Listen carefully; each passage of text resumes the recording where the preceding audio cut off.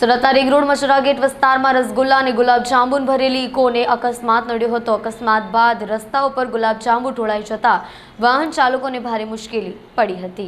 સુરત શહેરમાં ફરી એકવાર અકસ્માતની ઘટના બની છે। આજે પીક અવર્સના સમયે રિંગ રોડ મચરા ગેટ વિસ્તારમાં એક ઇકો મારુતિ કારને અકસ્માત સર્જાયો હતો। રસગુલ્લા અને ગુલાબજાંબુ ભરેલી ઇકોને અકસ્માત નડ્યો હતો।